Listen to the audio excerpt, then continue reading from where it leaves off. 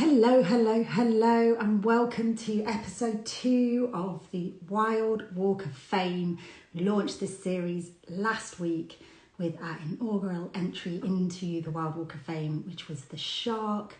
We added the reef shark, but we talked about sharks from all over the world and we celebrated them, and hopefully we don't fear them anymore because they are amazing part of the ecosystem of our oceans. And so yeah, it was great to chat all things shark.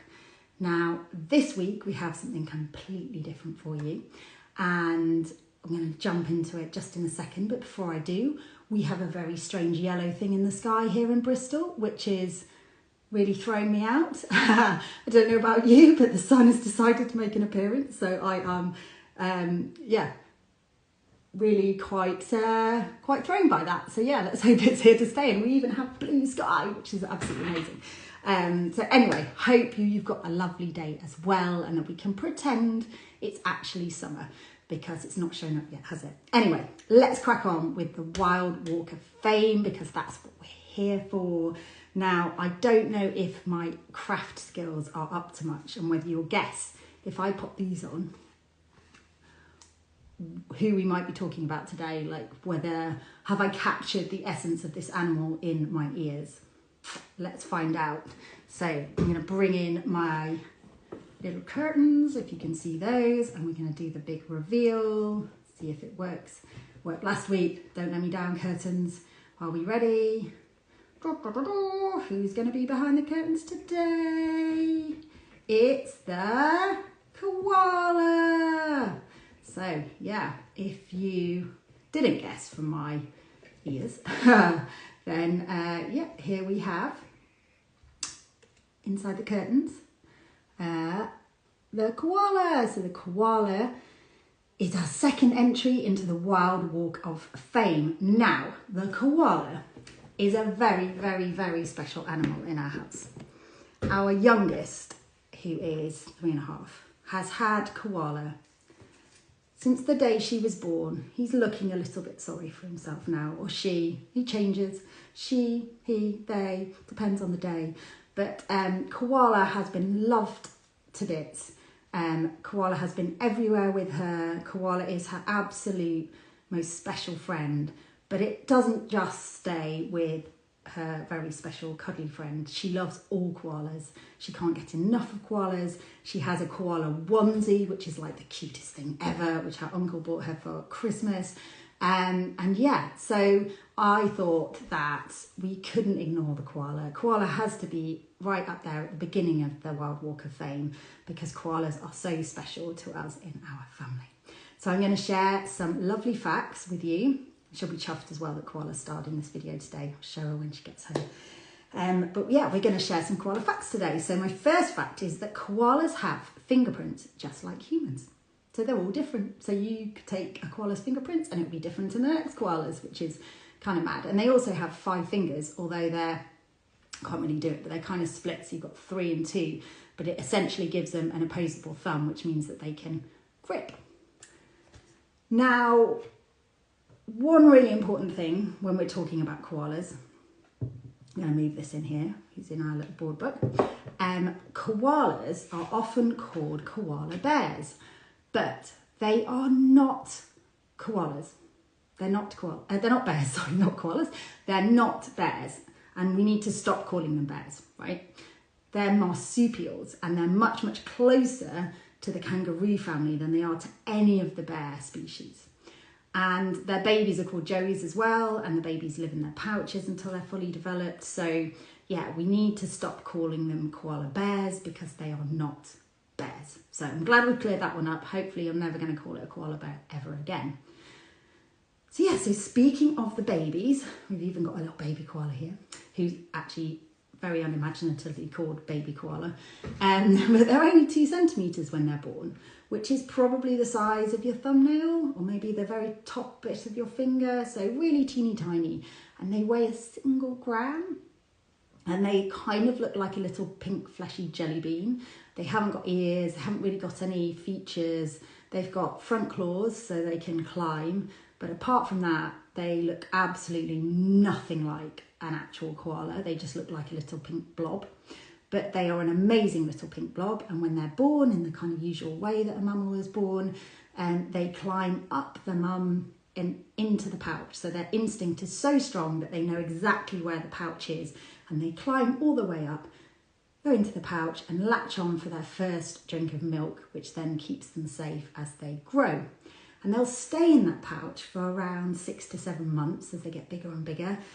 And the rest of their development happens. So they enter not fully formed and they emerge completely fully formed, like a little fluffy baby koala. And so their ears grow and their fur grows and their noses form. And yes, around 6 or 7 months, they'll start to venture out of the pouch and forage with their mothers in the trees. And then they'll stay with their mother for around 1 to 3 years. And this really depends on when the mum has another baby. So when she gets pregnant again, then she'll kick her current baby out and let it fend for itself in the wild. And that can be anywhere between 1 and 3 years, depending on when she decides to reproduce again. But that baby koala during that time will continue to keep going in and out of the pouch for a drink of milk, basically until it's just too big to fit in there anymore. And mum just goes, no thank you, I am done, which I think a lot of mums can probably relate to. So they stay in the pouch for sometimes up to 3 years. Now, this one's probably not a surprise, but koalas are native to Australia, so you won't find them in the wild anywhere else in the world. They are obviously in captivity in other places in the world, but in the wild, they live in Australia. And that's where they are native to, and generally in the southeast and eastern parts, where it is generally hot and dry. And they don't live in the rainforest because it'd be far too wet for them. But they do live in the forests, in the bush, where there's lots and lots of eucalyptus trees, which is their diet. So they exclusively eat eucalyptus leaves. And interestingly, when I was researching for this little live today, I found out that a eucalyptus forest actually has a cap on the amount of koalas that it can sustain. So it has this sort of natural kind of maximum capacity. And koalas just know this, and the forest knows this. And so it will always carry kind of like a certain amount of koalas, and then the next lot of koalas would have to find a new territory. So nature is incredible like that. That is an ecosystem in action where it's finding balance. It's providing just the right amount of food for the number of koalas that live in it, which is really, really fascinating to me. So they eat eucalyptus exclusively. And the funny thing about eucalyptus is that it is toxic. So many, many, many animals can't stomach it. They can't digest it. It will make them a bit poorly. Humans certainly couldn't. But koalas have this really special enzyme in their liver, which means that they can break it down, and it goes into their system the same as any other food would. But it's really unique to koalas that they can break down the toxins in eucalyptus, and it's their only food source. And they can eat up to 1 kilogram a day, which is quite mad if you think about how much a single leaf weighs. That is a huge pile of eucalyptus leaves. But the leaves don't really provide much energy, and there is a bit of a rumour or old wives' tale that eucalyptus kind of makes koalas a bit out of it. But actually it's just that it's not got many nutrients in it. It's not very dense in what koala needs for energy, and so actually they're just naturally sleepy because eucalyptus just doesn't provide a great deal, and so they will sleep for up to 18 hours a day.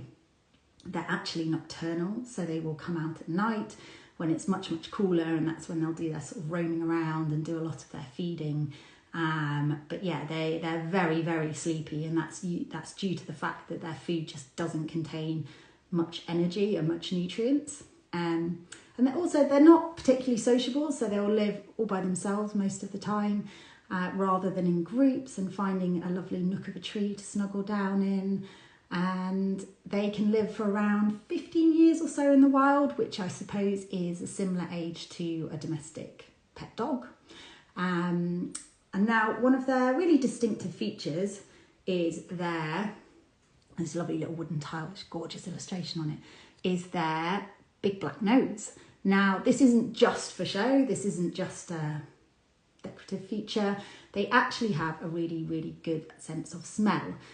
And because eucalyptus doesn't contain a great deal of nutrients, their sense of smell helps them pick the very, very best leaves. So they don't just eat anything that's in their path.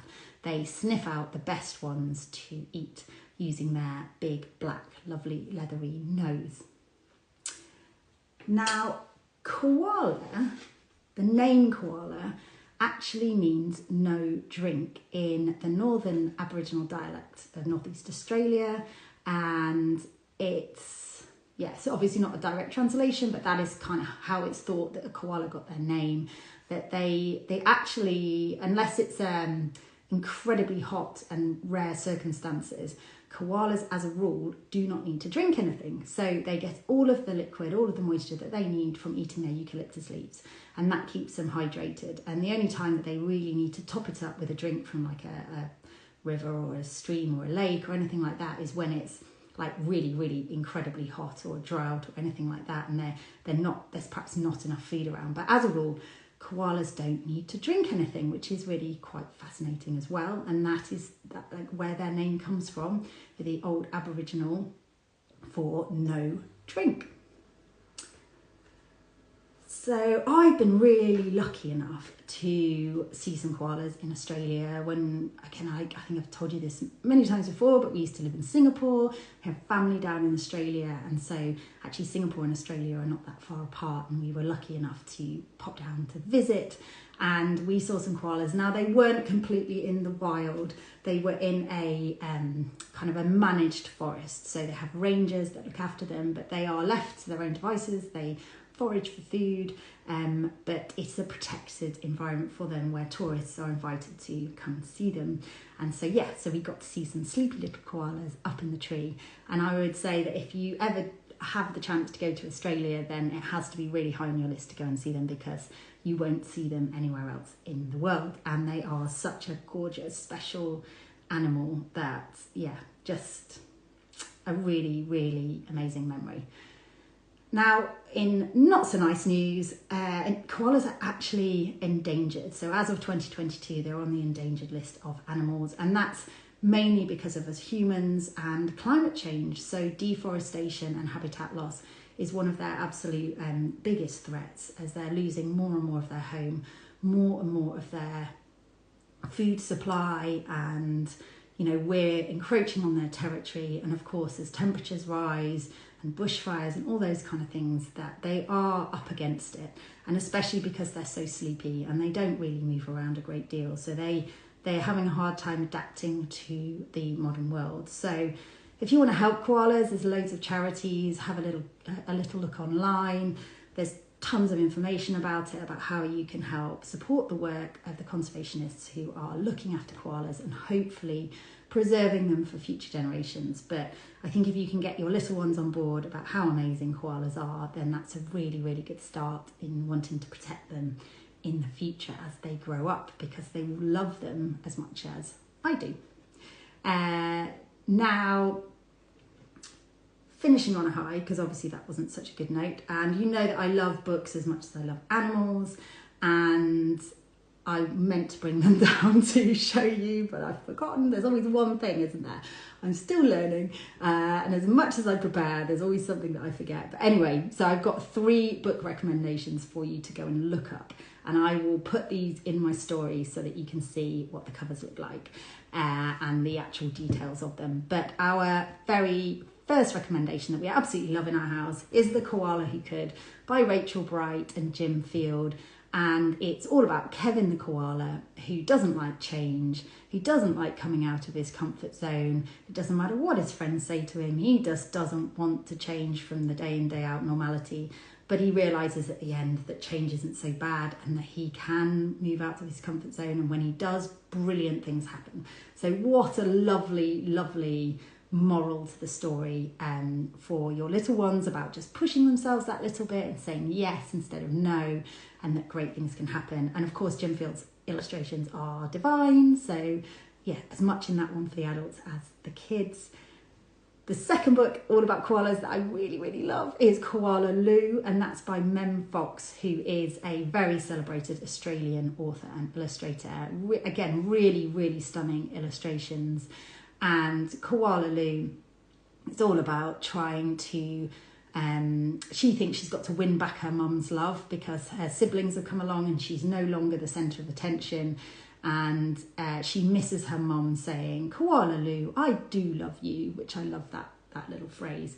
And so it's this little adventure of Koala Lou, who's feeling a bit sad that she wants her mum to notice her, when her mum, of course, is noticing her all the way along. She's just got her hands full with family life, which we can all relate to, of course.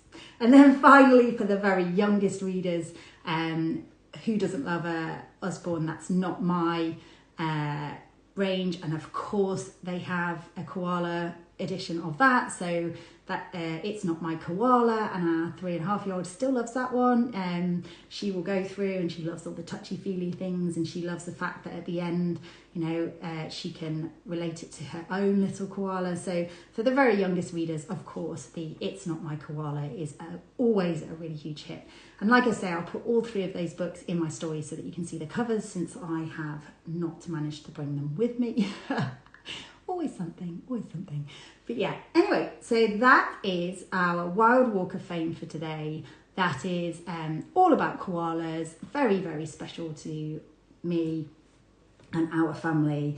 If you want some more koala love, koala features in our little flashcard set. So our extraordinary animals from the land of Oz, obviously koalas feature in there. We've got illustrations on the front, and we've got facts and interactions on the back, so they suit a whole range of ages. You can use these from birth all the way through to preschool and beyond. Even my 7-year-old still enjoys reading these. Once they can read for themselves, it adds a whole new dimension to many of the books and toys that you've got at home. So that's what these are designed for. They're designed to last years and years and years and years. So yeah, koalas in here, as well as lots of other really well-loved Australian animals. And of course, they all feature in our little board book too, which is, again, animals from Australia. And you can see in the front of this, there's a little map, so you can help your little ones figure out where they are in relation to us, because we're all the way up here. Australia's all the way down there, so that's where koalas come from.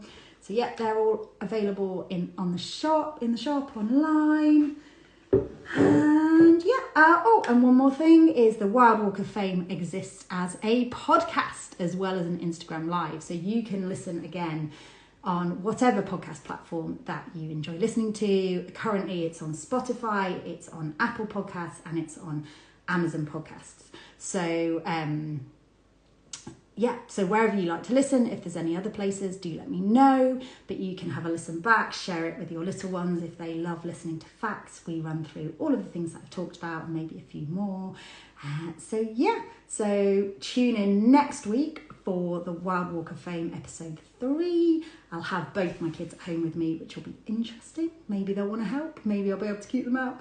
We shall see what happens. But join me hopefully on Wednesday to meet the next member of the Wild Walk of Fame. And in the meantime, you can watch again, you can listen again, and keep an eye on stories for more koala love as the week goes on.